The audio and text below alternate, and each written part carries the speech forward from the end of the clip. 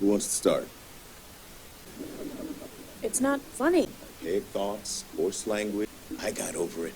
I'm pretty sure. Have any thoughts on the reading? The most recent American satirical comedy drama film, American Fiction, which is based on Percival Everett's 2001 novel, Erasure, takes aim at this exact practice as well as white people's particular fixation with stories that portray black people as little more than stereotypes. American Fiction is a delightfully fantastic film. Even though it isn't always clever, it can be extremely blunt and direct at times. As was already established, the movie American Fiction is a suspenseful mix of humor and drama. With an all-star ensemble that includes Jeffrey Wright, Erica Alexander, Tracy Ellis Ross, Sterling K. Brown, John Ortiz, and Issa Rae, Cord Jefferson directs his debut feature picture. Thelonious Monk Ellison, a college lecturer played by Jeffrey Wright, starts a daring class debate by writing the word "near" on the whiteboard in the first scene of the narrative. Students respond to this conduct in different ways, but one is so disturbed by it that she leaves the classroom and reports Monk to the administration.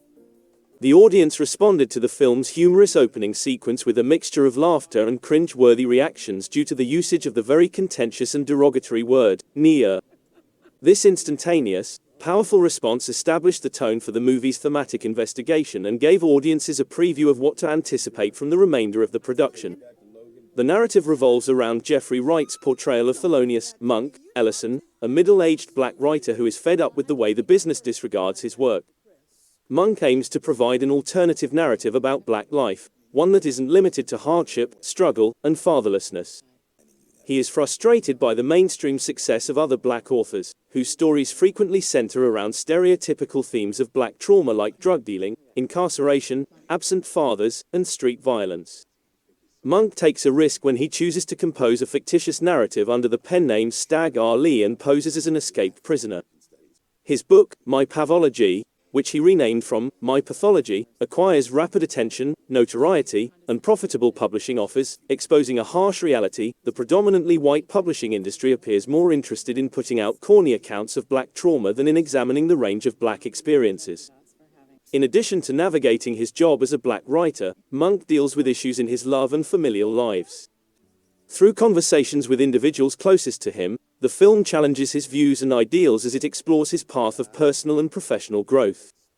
This story asks the audience to consider the intricacies of the black experience as well as more general concerns about racial stereotyping in storytelling. Thelonious Monk Ellison is portrayed by Jeffrey Wright as reticent and somewhat cut off from the outside world.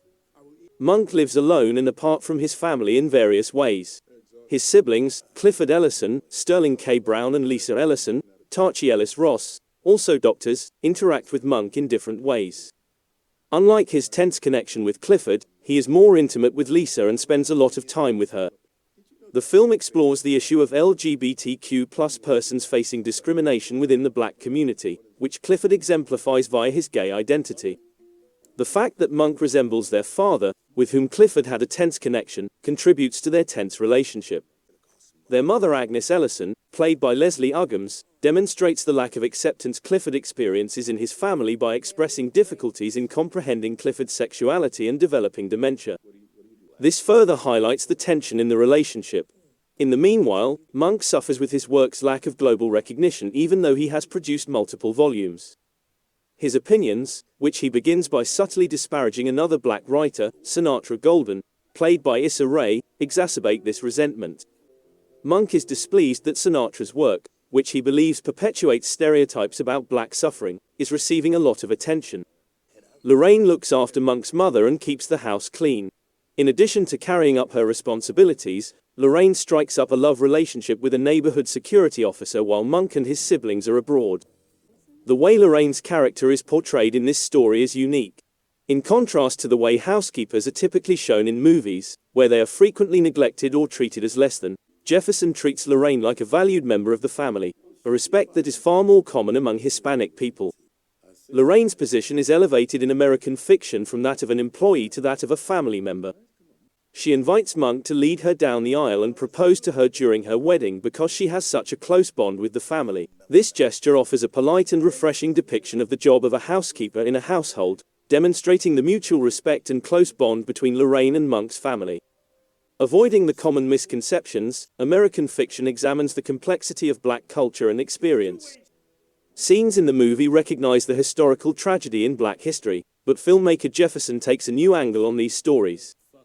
He presents an alternate perspective on black life by drawing on the fictional works of Stagg R. Leigh and Sinatra Golden, Monk's alter persona, rather than concentrating on these cliched subjects. The movie looks at how the publishing business promotes tales about black people that are biased and based on stereotypes. It draws attention to the difficulties black writers encounter in defying these expectations, as well as the more general problem that the public is frequently only exposed to rehashed accounts of black pain.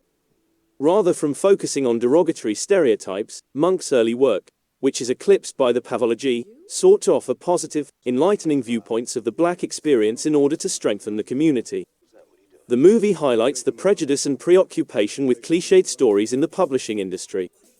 Publishers who meet with Monk are enthralled with his made-up image of an ex-convict and fetishize his use of colloquialisms and street jargon. This preoccupation highlights a larger problem, the unwillingness to accept and print tales that offer diverse, good portrayals of black life. American Fiction calls for a more inclusive and expansive definition of what it means to be black, criticizing the propensity to see black culture through a limited, stereotype-filled perspective. Thelonious Monk Ellison is a very intellectual African-American writer and professor living in Los Angeles who belongs to the top class. Although academics applaud his works, they don't sell well, and publishers have rejected his most recent manuscript because it isn't black enough. Due to his outspokenness towards students over racial matters, his university puts him on temporary leave and advises him to attend a literary course and visit his family in Boston. His panel receives little interest at the conference, but Sintara Golden, whose best-selling book We's Lives in D.A. Ghetto plays to black stereotypes, has a full house for her interview. Monk has close ties with his sister Lisa, a doctor, and mother Agnes, who is exhibiting symptoms of Alzheimer's illness, while in Boston. Lisa had a heart attack and passes away in the hospital after having drinks with Monk. Cliff, a plastic surgeon who is separated from Monk, attends Lisa's funeral.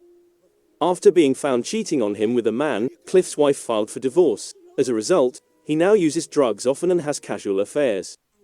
Monk moves in across the street from Coraline, a lawyer, and they begin dating.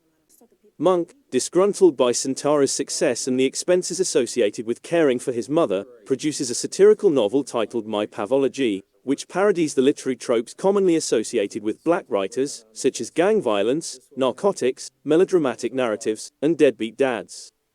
He submits it to publishers out of disdain, and when he receives a surprise advance of $750,000, he is led to assume the identity of a convicted felon named Stagg R. Leigh by his agent Arthur.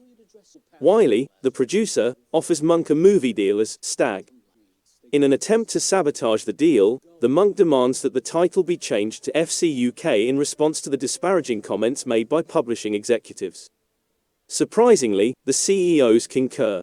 Reluctantly, Monk accepts an invitation to assist in judging the New England Book Association's Literary Award as part of a diversity push. Sintara is a fellow judge, and Monk is taken aback to discover that she has many of the same opinions. Agnes relocates to an assisted living facility, but she has trouble adjusting. Cliff comes back to Boston for a little while, but then departs after Agnes says something homophobic. FC UK hits the bestseller list.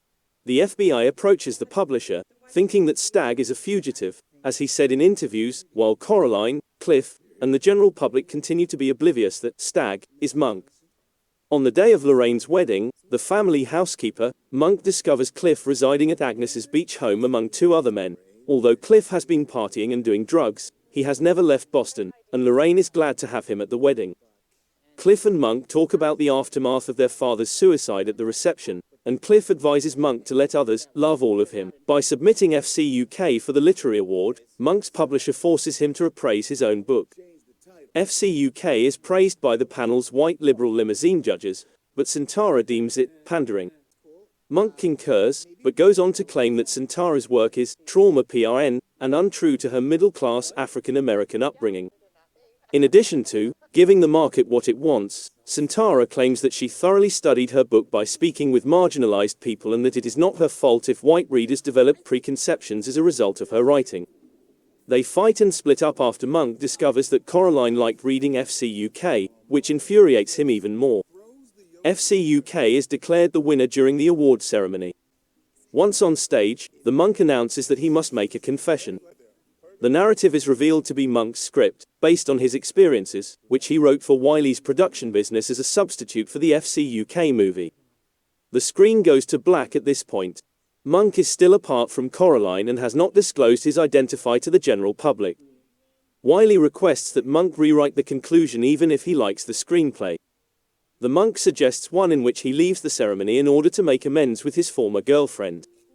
Wiley finds this objectionable since it borders on romantic comedy. Monk then offers a scenario in which he is shot dead by police at the ceremony because they think he is a wanted criminal carrying a gun.